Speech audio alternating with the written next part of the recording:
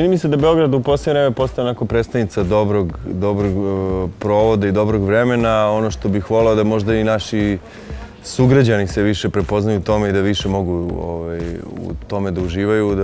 Volao bi da leto traje ipak malo duže, da malo vremena više možemo da provodimo na vodi i u prirodi, pa i u Beogradu, a i malo oko Beograda.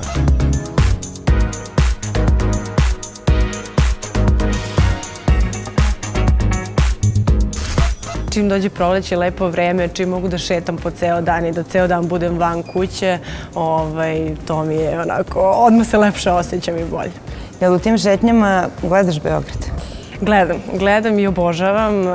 Gledam, pogotovo volim da ga gledam sa mostova, onako tu mi, kada se vraćam sa puta, recimo kada putujem kolima, pa čak i avionom, vidi se, negde uvek sebi kažem da stvarno živimo u prelepom gradu i kad vidimo i reke i grad, onako tako sa mosta, sve to izgleda baš onako magično.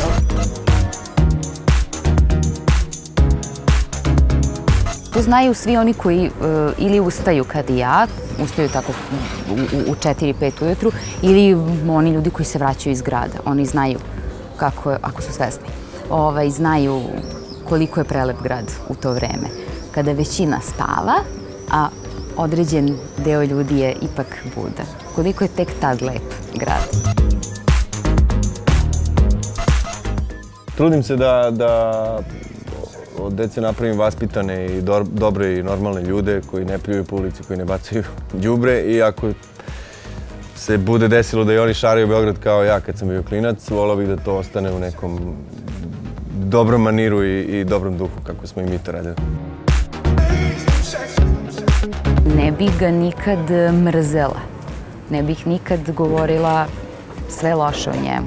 Kao i svaki grad ima svoje dobre i loše strane, ali bi i te neke loše strane ispeglala da budu dobre.